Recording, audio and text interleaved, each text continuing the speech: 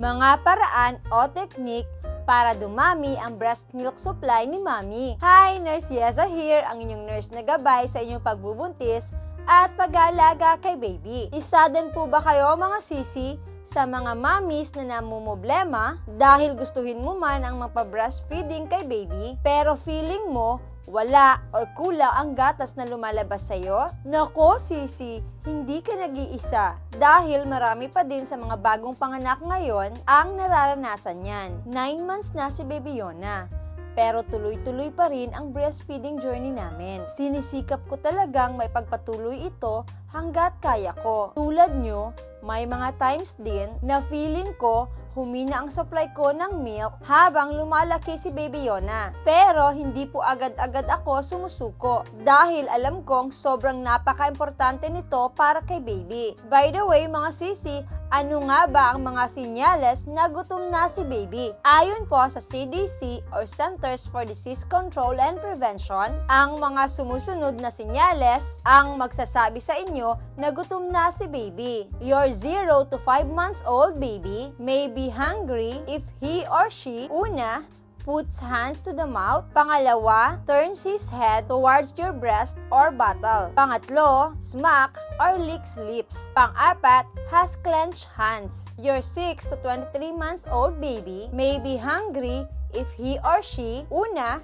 reaches or points to food. Pangalawa, opens his mouth when offered a spoon of food. Pangatlo, gets excited when he or she sees food. Pang-apat, uses hand motion or makes sounds to let you know he or she still hungry. Ano naman po ang mga signs or senyales na busog na si baby? Your 0 to 5 months old baby may be full if he or she, una, closes mouth. Pangalawa, turns his head away from the breast or bottle. Pangatlo, relaxes his hands. Your 6 to 23 months old baby may be full if he or she, una, pushes food away. Pangalawa, closes his or her mouth when food is offered. Pangatlo, turns his head away from food. Pang-apat, uses hand motion or makes sounds to let you know he is full. Ngayong alam na natin mga sisi ang mga sinyales na gutom at busog na si baby, alamin naman natin ngayon ang mga paraan or technique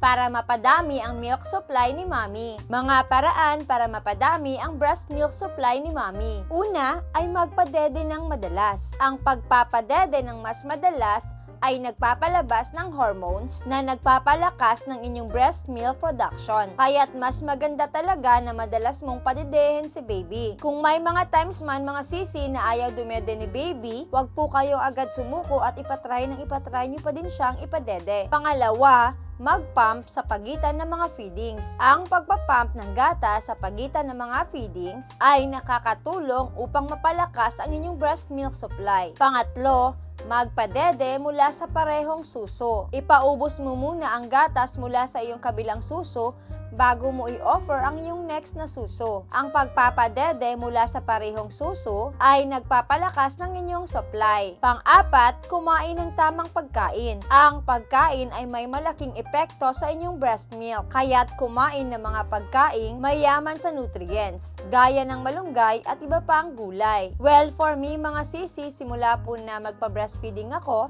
ay hindi na po talaga nawala sa akin ang pagkain ng gulay na may sabaw. Advantage din sa akin yon kasi simula pa naman noon ay mahilig na talaga akong kumain ng may sabaw. Pang-lima ay mag-relax at magpahinga. Ang stress ay maaring makaapekto sa inyong supply. Kaya't kung maaari ay maglaan ng oras sa sarili at sa pahinga. Napansin ko talaga ito mga sisi.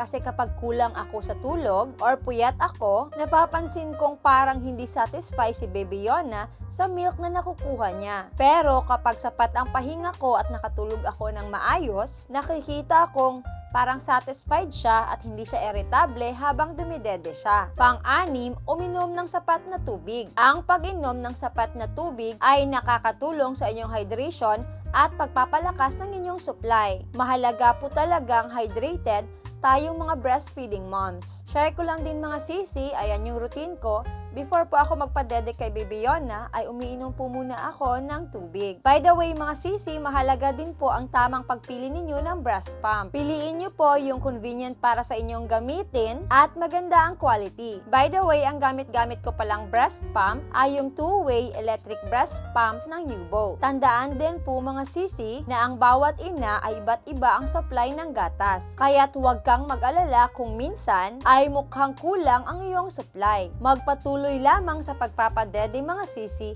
at huwag agad sumuko. Mag-consult sa inyong doktor or lactation consultant kung may mga katanungan pa kayo. Again, ako po si Nurse Yeza, ang inyong nurse na gabay sa inyong pagbubuntis at pag-aalaga kay baby. Naway magkaroon po kayo ng isang healthy at safe na pagbubuntis. God bless!